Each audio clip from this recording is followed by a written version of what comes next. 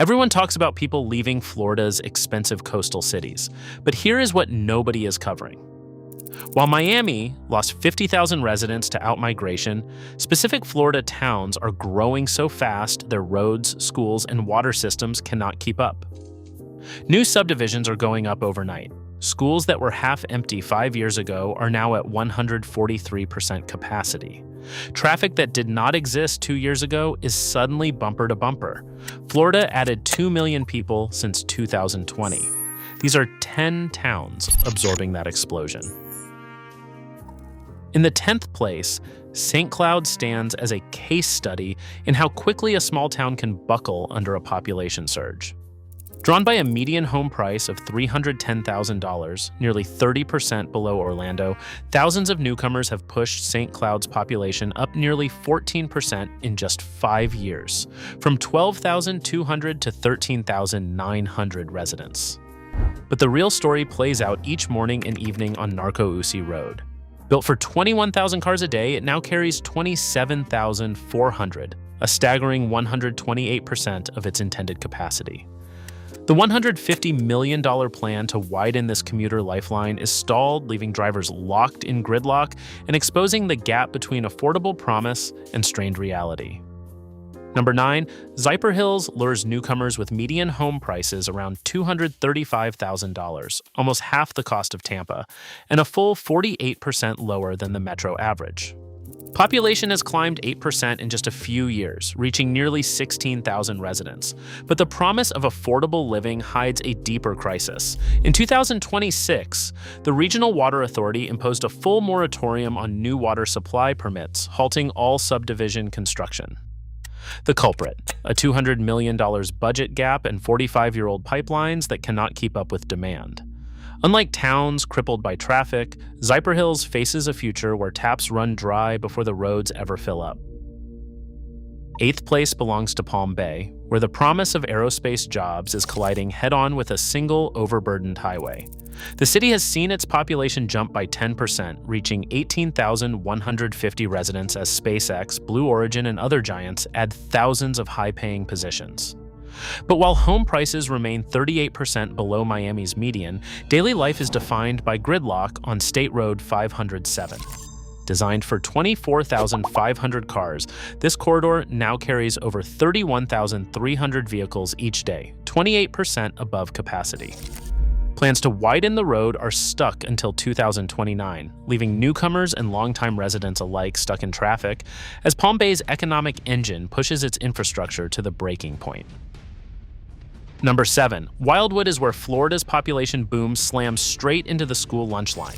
Over the past few years, Wildwood's population has jumped by nearly 15%, with about 6,120 residents now calling the town home. The draw? Median home prices around $310,000, making it a bargain compared to Orlando.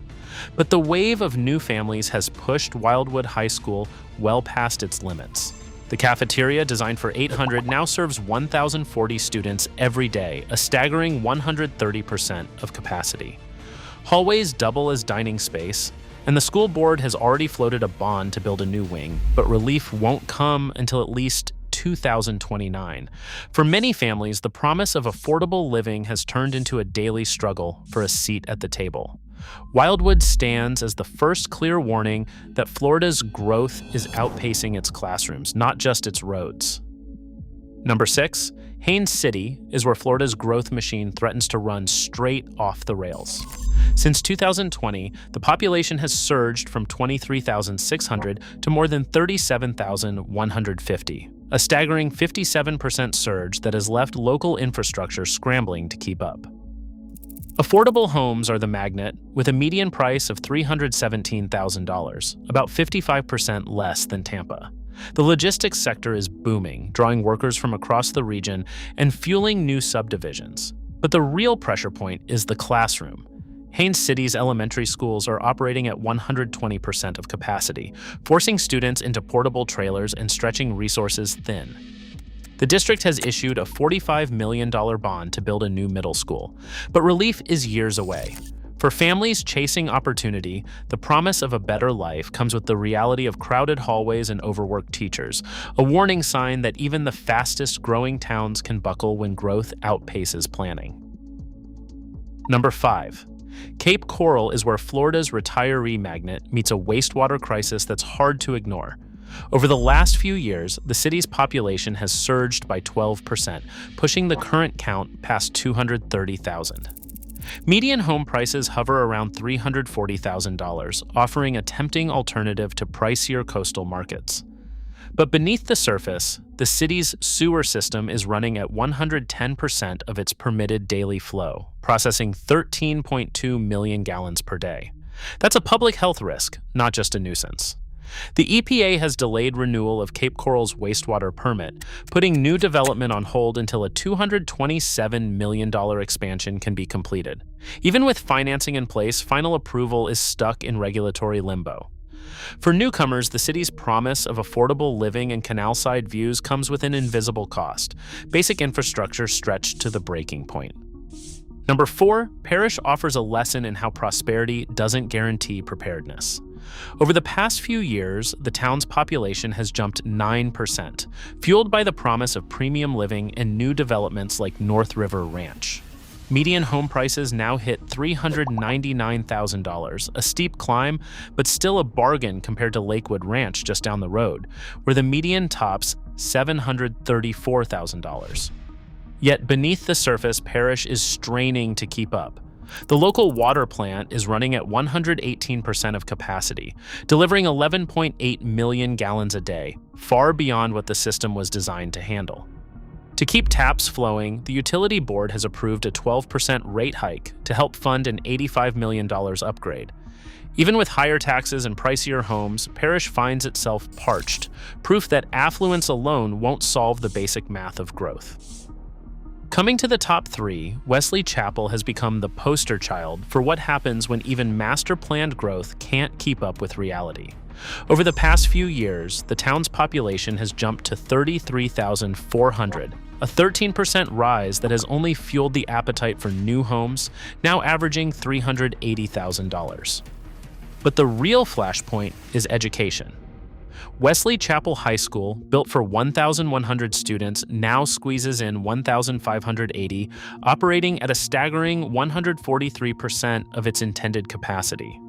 Classrooms spill into portable trailers, and the district's answer is a $78 million new campus slated to open in 2029. Until then, rezoning shuffles students between districts, but relief is always just a few years away. Even as new subdivisions promise upgraded amenities and family-friendly streets, the reality for many parents is daily overcrowding and stretched resources.